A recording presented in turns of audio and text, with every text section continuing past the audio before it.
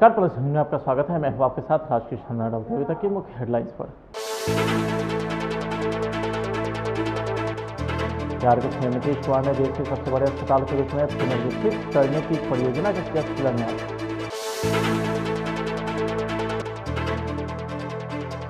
Cabinet विस्तार नहीं होने पर एक बार फिर से सीएम नीतीश कुमार ने बीजेपी पर फोड़ा ठेका।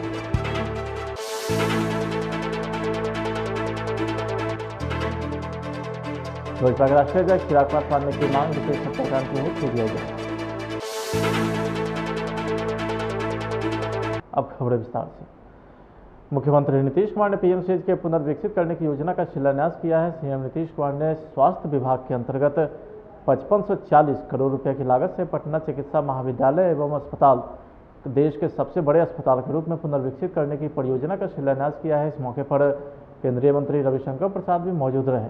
मुख्यमंत्री ने कहा है कि आज खुशी का दिन है कि पीएमसीएच के पुनर्विकसित करने की योजना पर काम शुरू हुआ है। मुख्यमंत्री ने यह भी कहा है कि हम काम देखने कभी भी पीएमसीएच पहुंच सकते हैं। हम बिना बताए ही अचानक पीएमसीएच पहुंच जाएंगे और काम का जायजा भी लेंगे।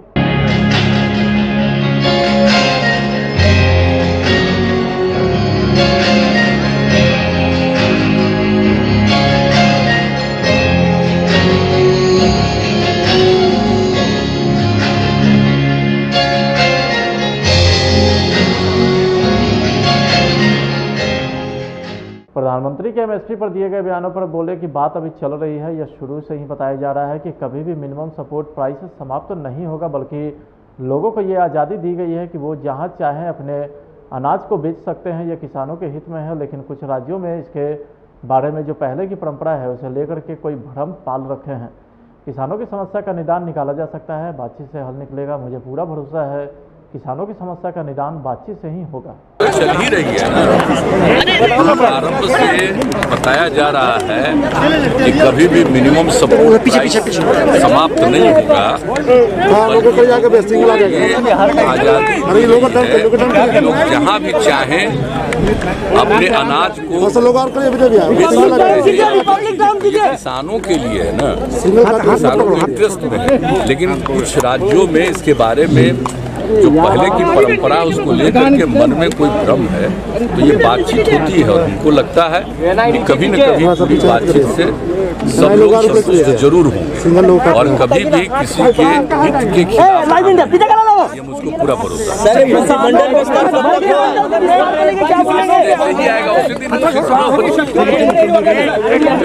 जब आ जाएगा वह हो जाएगा।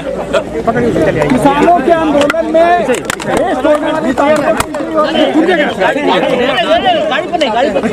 बिहार का कोई मुद्दा है ही नहीं। आप लोग बहुत जबरदस्त 2006 में एपीएमसी खत्म कर दिया।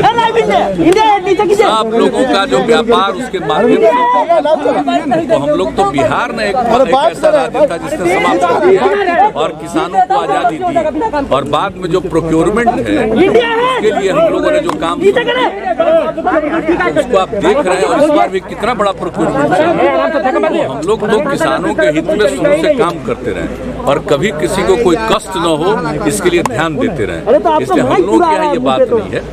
लेकिन हाँ, जो पंजाब हरियाणा इस तरह में जो पहले से परंपरा थी उसको लेकर के लोगों के मन में है और केंद्र सरकार चाह ही रही है उनको सब चीज़ एक्सप्लेन करने के लिए। तो हम लोगों को पूरी उम्मीद है कि धीरे धीरे ये बात जरूर स्पष्ट हो जाएगा और लोग जरूर इस बात से सहमत होते हुए और एक दूसरे के प्रति संतुष्ट होंगे, ऐसा मुझको भरोसा है। ठीक चलिए पीछे।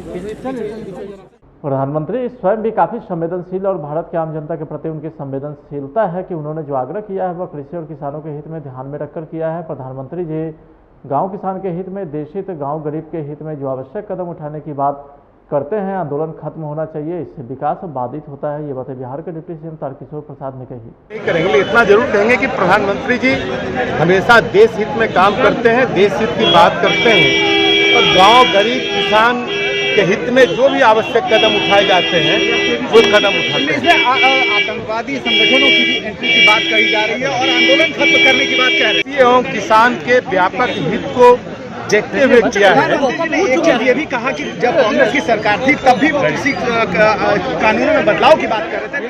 राजधानी पटना में भारतीय जनता पार्टी के द्वारा केंद्रीय प्रशिक्षण विभाग के तहत अलग अलग मंडल में प्रशिक्षण शिविर का आयोजन किया गया है। इसी क्रम में पटना सिटी के मेहंदीगंज इलाके में सती सावित्री भाजपा मंडल के द्वारा प्रशिक्षण शिविर का आयोजन हुआ, जहां पटना साहिब के भाजपा विधायक पूर्व पथ निर्माण मंत्री नंदकिशोर यादव मौजूद रहे, जहां कार्यकर्ता के द्वारा उनको अंगवस्त्र देकर सम्मानित किया गया। इस मौके पर भाजपा विधायक नंदकिशोर यादव ने कार्यकर्ता को संबोधित करते हुए बताया कि भाजपा पार्टी के द्वारा किए गए कार्यों को जन जन तक पहुंचाने के लिए कार्यकर्ता को प्रशिक्षण दिया जा रहा है।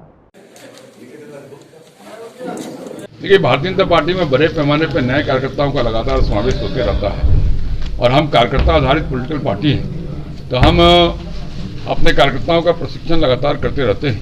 इस बार भारतीय जनता पार्टी ने बड़े पैमाने पर प्रशिक्षण अभियान चलाने का निर्णय लिया है। प्रदेश से लेकर के बूथ तक के कार्यकर्ताओं को प्रशिक्षण हम कर रहे हैं। अभी मंडलों के प्रशिक्षण शिविर चलाए जा रहे हैं। आज एक मंडल के प्रशिक्षण शिविर में आप और हम सब उपस्थित हैं।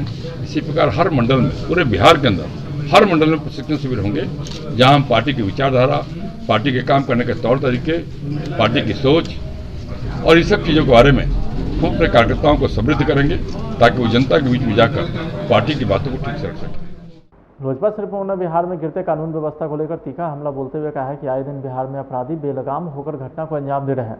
नीतीश सरकार घटनाओं को रोक नहीं पा रही है, तो वहीं उन्होंने रुपेश हत्याकांड को लेकर कहा है कि पुलिस इस घटना को रोडरेज की घटना बताकर बड़े लोगों को बचाने के दूसरे रूप बता रही है, जबकि परिवार के लोग घटना की जाँच सीबीआई से कराने की मांग कर रहे हैं। मैं भी सरकार से इस घटना की सीबीआई जाँच कराने की मांग करता हूँ। तो वहीं उन्होंने कहा है कि नीतीश कुमार लालू राबड़ी के जंगल राज का विकल्प बनकर आए थे, इसलिए सरकार की जिम्मेवारी बनती है कि घटना को रोकने के लिए ठोस कदम उठाने की जरूरत है। सासाराम के बालू घाटों से ट्रकों पर ओवरलोडिंग का खेल जारी है। सबसे बड़ी बात यह है कि जिला प्रशासन के लाख प्रयास के बाद भी माफिया तंत्र मानने को तैयार नहीं। आपको बता दें कि सरकार ने 14 चक्का तथा उससे ऊपर के ट्रकों पर बालू की लोडिंग निषेध कर दी है, लेकिन ट्रक ऑपरेटर इन दिनों 14 चक्के की ट्रकों के बीच एक दो पहिए को खोलकर उसे 12 चक्का बनाकर उस पर बालू का ढुलाई कर रहे हैं। सर, अभी भी ओवरलोडिंग नहीं रुक रही है सर, अभी भी ओवरलोड ट्रक जा रही हैं सर। देखिए, ओवरलोडिंग पे नियंत्रण के लिए लगातार उस पर कार्रवाई की जा रही है। आज भी यहाँ पे करगर में भी उसमें पकड़ा गया है, कोचस में भी पकड़ा गया है और NH2 पे जो शिवसागर टोल प्लाजा है वहाँ पे जो मजिस्ट्रेट है और उनके नेतृत्व में जो पुलिस पदाधिकारी और बल है उनको प्रतिनियुक्त किया गया है, जो लगातार उस पर कार्रवाई करते हैं। उसमें और जो भी आवश्यकता होगी उसको किया जाएगा और पूरी तरीके से उस पर रोक लगाई जाएगी। रुपेश हत्या केस की गुत्थी पुलिस भले ही सुलझाने का दावा कर रही हो, लेकिन सुशासन की पुलिस की थोड़ी पर किसी को विश्वास नहीं हो रहा है।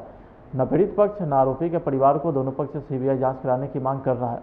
सीबीआई जांच की मांग को लेकर के रुपेश सिंह का परिवार रविवार को बिहार के मुख्यमंत्री नीतीश कुमार से मिलने पहुंचा था। मुलाकात के दौरान डीजीपी, पटना एसएसपी और जदयू एमएलसी भी मौजूद रहे। रुपेश का परिवार मुख्यमंत्री आवास में करीब 1 घंटे रहा। रुपेश की हत्या में पकड़े गए आरोपी की पत्नी की पिटाई की खबर सामने आने के बाद बिहार में बवाल मच गया है। सत्ता पक्ष भी पूरे मामले की जांच की मांग कर रहा है। इधर आरोपी ऋतुराज की पत्नी और पूरा परिवार सामने आया है और पटना पुलिस पर सनसनीखेज आरोप लगाया है। आरोपी की पत्नी ने पुलिस पर टॉर्चर करने का भी आरोप लगाकर सनसनी फैला दी है। पत्नी ने कहा है कि उन्हें 2 दिनों तक थाने में रखा गया और कपड़े उतारकर पिटाई की गई। यह खबर सामने आने के बाद से बिहार के राजनीतिक दलों ने सीधे सरकार पर हमला बोला है।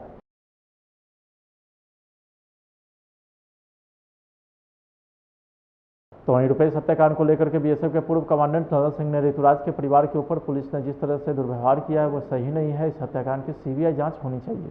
12 जनवरी 2021 में रुपेश जो इंडिको के मैनेजर थे, उनकी हत्या पुनाई चक उनके अपार्टमेंट के पास कर दी गई और पटना पुलिस के अनुसंधान के बाद 45 दिनों के बाद एक पटना का ही रहने वाले ऋतुराज, जिसको अभी आर्म्स एक्ट के अंदर हिरासत में रखा गया है, उसी को आरोपी बताया गया है।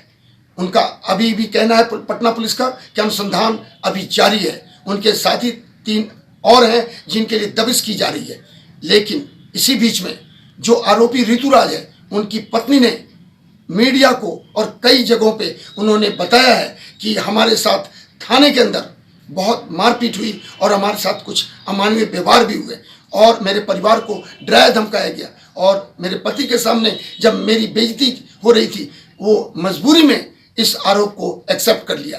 मैं अपने एक्सपीरियंस से कहना चाहता हूँ, जब आरोपी ऋतुराज का पूरा परिवार और हत्या रुपेश इंडिको के मैनेजर का पूरा परिवार, जो कि मुख्यमंत्री जी से भी डीजी साहब और आईजी और एसएसपी पटना के सामने उन्होंने अपने समस्या को बताया है कि हम इस अनुसंधान से सही नहीं मान रहे, हमें सही अनुसंधान हो, आरोपी को फांसी की सजा दी जाए और अगर जरूरत पड़ेगा तो मैं सीबीआई की भी मांग करूंगा और कोर्ट में भी जाऊंगा। सवाल इस बात का है कि जब ये रुपेश हत्याकांड के लिए हमारे विपक्ष नेता तेजस्वी यादव, पप्पू यादव, हर तरह से लोग ये बोल रहे हैं, चिराग पासवान सांसद भी बोल रहे हैं कि इसकी जांच सीबीआई से कराई जाए और दोनों पार्टी आरोपी और हत्या वाले इनका इस अनुसंधान में मतलब संतोषजनक उत्तर नहीं है तो फिर जरूरी है। और सबसे बड़ी बात है, अगर ऋतुराज आरोपी की वाइफ ने इस तरह की बात कहा है कि हमें थाने में ले जाके